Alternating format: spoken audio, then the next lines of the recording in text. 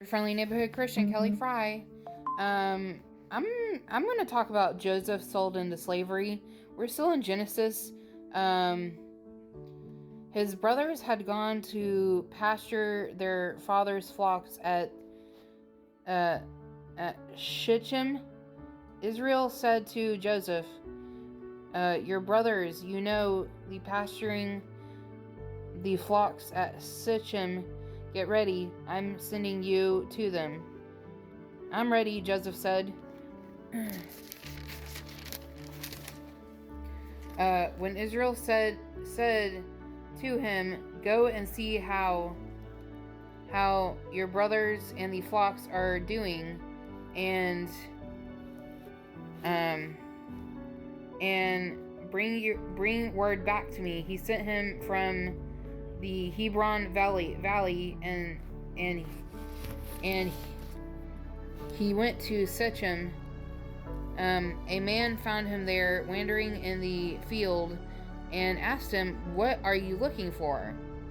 "I'm looking for my brothers," Joseph said. Can you tell me where they are pasturing their flocks?" They've moved from here," the man said. "I heard them say, 'Let's go to Dothan.'" Joseph set out after his brothers and found them at Dothan. They saw him in the distance, and before he had reached them, they spotted to kill him. They said to one another, "Oh, look, here comes that dream expert. So now, come on, let's kill him and throw him into one of the pits. We can say that a vicious animal ate him. Then we will see what becomes of his dreams."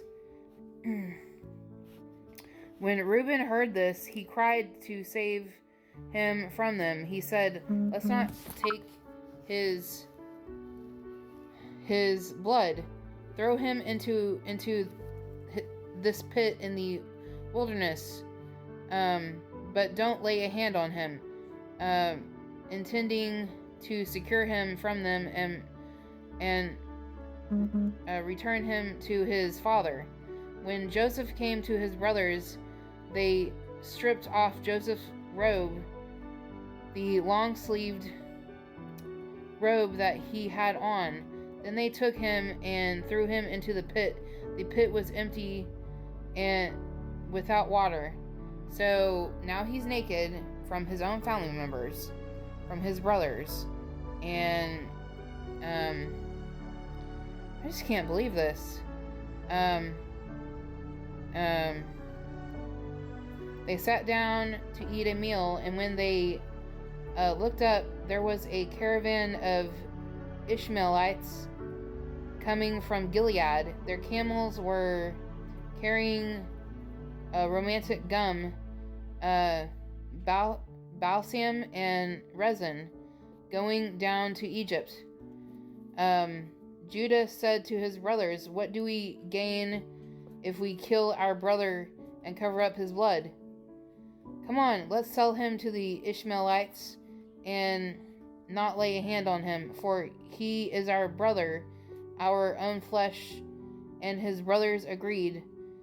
Oh my gosh. When Midianite traders passed by, his brothers pulled Joseph out of the pit and sold him for 20 pieces of silver to the Ishmaelites, who took Joseph to Egypt. Oh my gosh. When Reuben returned to the pit and saw that Joseph was not there, he tore his clothes. "The boy is gone. What am I going to do?" So they took Joseph's robe, slaughtered a male goat, and dipped the robe in its blood. They sent the long-sleeved robe to their father and said, "We found this. Examine it. Is it your son's robe or not?" His father recognized it. "It is my son's robe," he said. A vicious animal had devoured him. Joseph had been torn to pieces. Then Jacob tore his clothes, put sackcloth around his waist, and returned returned for his son many days. All his sons and daughters tried to comfort him, but he refused to be comforted. No, he said, I will go down to Sheol to my son, mourning, and his father wept for him. So Sheol is hell, which I don't know why Joseph would go to hell, because so far he's been good at this point, as far as I know. Meanwhile, the Midianites sold Joseph in Egypt to Potiphar, an officer of Pharaoh and the captain of the guards. And now we're at Judah and Tamar. So I'm going to stop right there and I'll read the rest tomorrow, okay? Oh, and for his brothers to not have water, in that pit, that is wrong on their part. So yeah. Okay, I'll talk to you later. Bye. Bye.